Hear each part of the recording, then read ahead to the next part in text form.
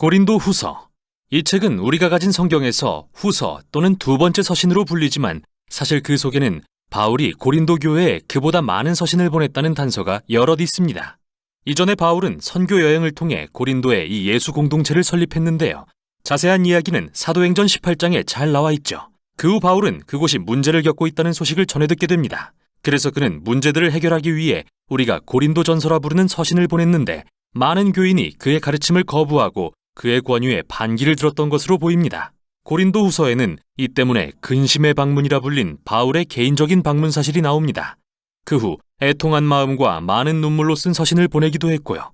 이 모든 노력 끝에 전체는 아니지만 대부분의 고린도 교인들이 자신들의 오만함을 깨닫고 바울에게 용서를 구했으며 그와 화해하기를 바랐죠.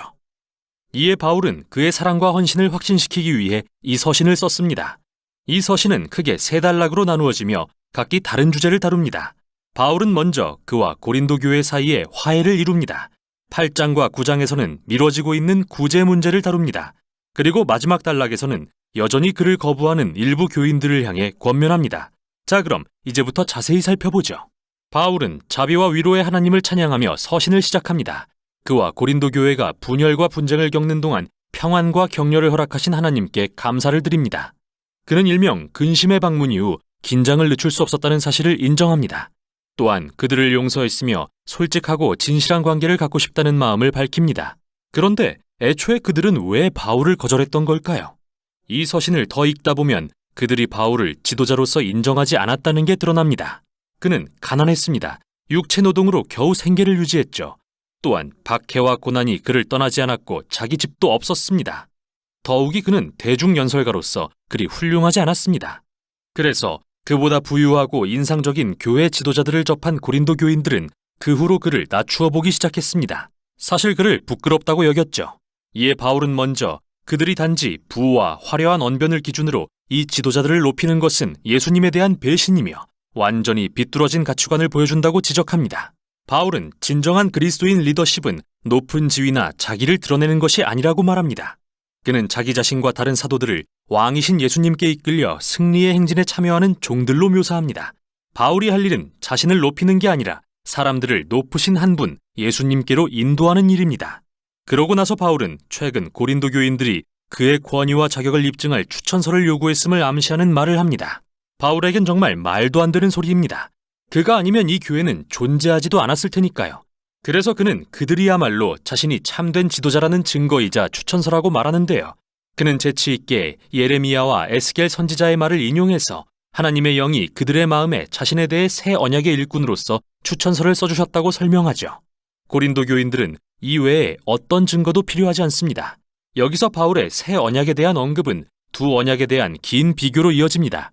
모세를 통해 맺은 하나님과 이스라엘 사이의 옛 언약, 그리고 예수님과 성령을 통해 맺은 하나님과 고린도 교인들 사이의 새 언약이 그것이죠. 시내산에서 받은 옛 언약은 실로 영광스러웠습니다. 모세의 얼굴이 하나님의 영광으로 빛났습니다. 비록 사라질 광채였지만요. 말할 것도 없이 그 언약의 율법은 이스라엘을 진정으로 변화시킬 능력이 없었습니다.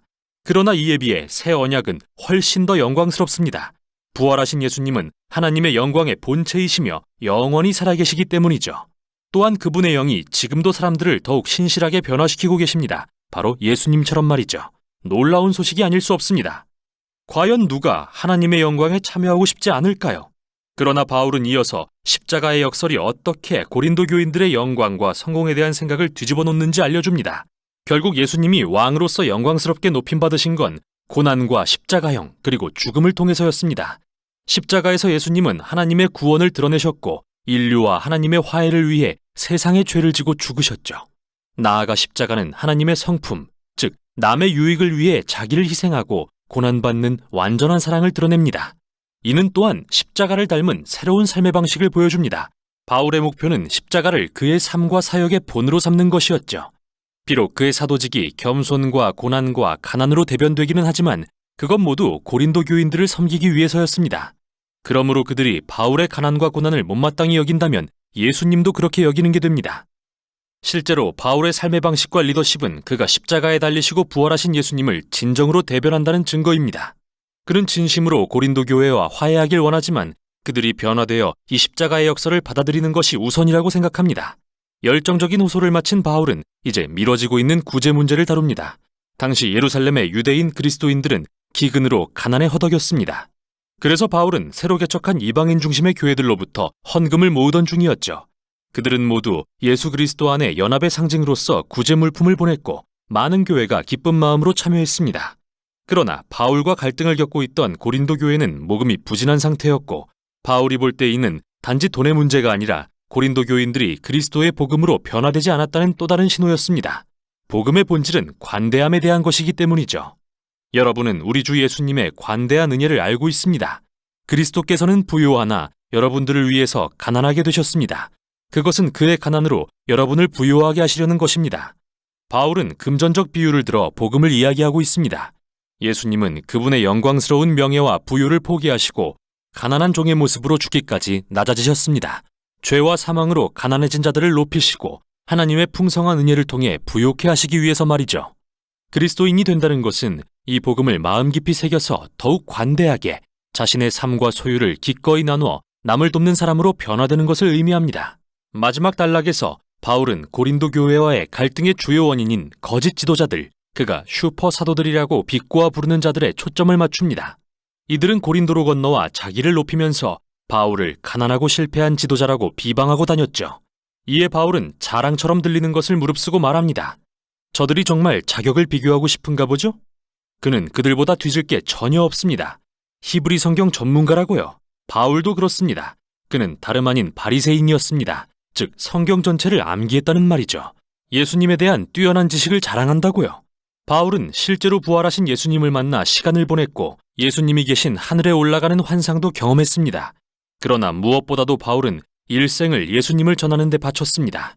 그는 안락과 안정을 포기했고 고린도 교회에 절대 돈을 요구하지 않았습니다. 큰 돈을 요구한 거짓 사도들과는 달리 스스로 생계를 유지했습니다. 하지만 바울은 이러한 업적을 자랑하지 않겠다고 말합니다. 이런 것들은 그리스도인에게 전혀 중요한 게 아니기 때문이죠. 대신 그는 자신의 흠과 약함을 자랑하겠다고 말합니다. 그의 부족함 가운데 예수님의 사랑과 자비가 발견되기 때문이죠.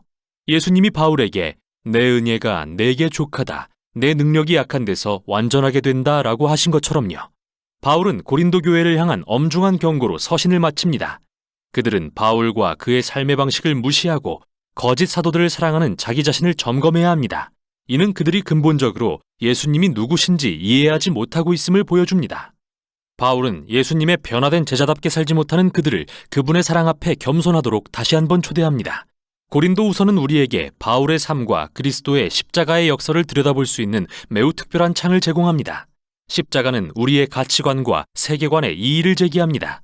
우리는 성공, 교육, 부와 같은 것에 가치를 두지만 하나님은 겸손과 약함에 가치를 두십니다. 그분의 사랑과 능력은 예수님의 고난과 죽음 그리고 부활을 통해 드러났기 때문이죠. 또한 십자가는 예수님의 제자들이 성령을 통해 능력을 받고 변화되어 그분의 십자가를 닮은 삶을 살 수 있도록 합니다. 이게 바로 고린도 후서가 전하는 내용입니다.